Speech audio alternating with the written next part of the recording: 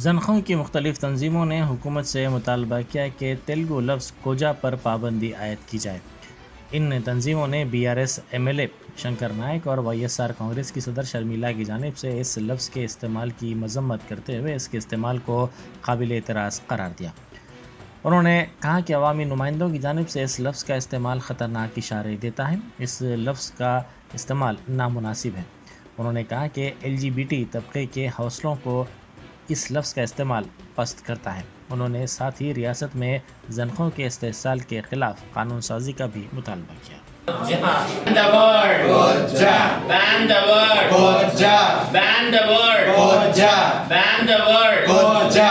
Make a law on the word. Make a law On the word koja. Make a law On the word koja. Make a law. On the word koja. We want Justice. We want Justice. Journalist लोगों को दोस्तों को हमारा सतरंगी सलाम। मेरा नाम रचना है और मैं Telangana transgender welfare board member हूँ। आप सभी को मालूम है 2-3 दिन से पहले जो पॉलिटिकल वार हो रहा है, ख़ास करके शंकर नायक जी जो BRS का है और शर्मिला जो YSR तेलंगाना पार्टी के हैं, इन लोगों ने अपने ही भाषण में मतलब एक पब्लिक मीटिंग में एक लफ्ज़ का इस्तेमाल किए जो को से शुरू होता है, वो मतलब बहुत गलत शब्द है, उसको एक गाली जैसा इस्तेमाल किए। मतलब एक इंसान को नीचा दिखाने के लिए वो गाली का इस्तेमाल करे जैसा वो करे। आमतौर पे वो जो वर्ड है वो समाज में हमारा ट्रांसजेंडर कम्युनिटी को आइडेंटिटी के लिए इस्तेमाल करते थे गाली जैसा, लेकिन ये पीपल्स रिप्रेजेंटेटिव होते हुए भी ये लोग ये गाली का इस्तेमाल किया एक दूसरे को गाली देने के लिए। हम ये जो दोनों का रवैया है, ये दोनों का रवैया को भी हम कंडेम करते हैं और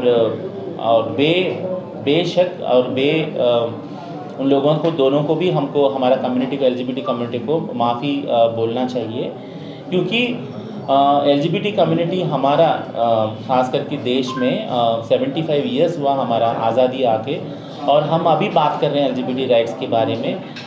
इतने सालों तक हमारा कम्युनिटी का राइट्स का कोई भी बात नहीं किए।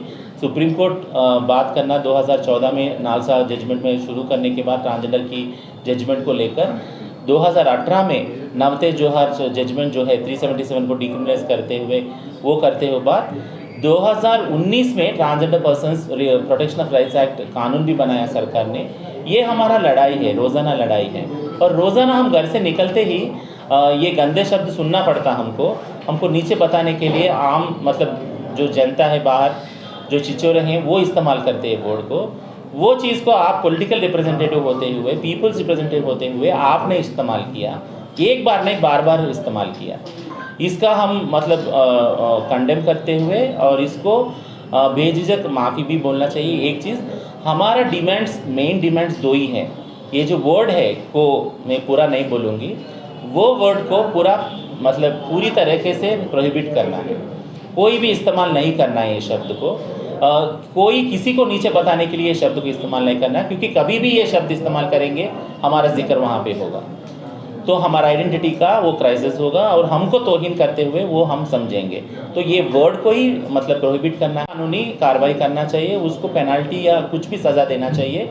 इस चीज़ को सीरियसली लेकर तेलंगाना सरकार को हम ये मतलब रिक्वेस्ट करते हैं कि एक कानून ही लाए, मतलब ट्रांसजेंडर कम्युनिटी को नीचे नहीं बताना ऐसा कानून लाए, और उनका एक्सप्लॉयटेशन भी नहीं करना जैसा एक कानून लाए। ये हमारा डिमांड है ट्रांस मार्च कलेक्टिव की तरफ से।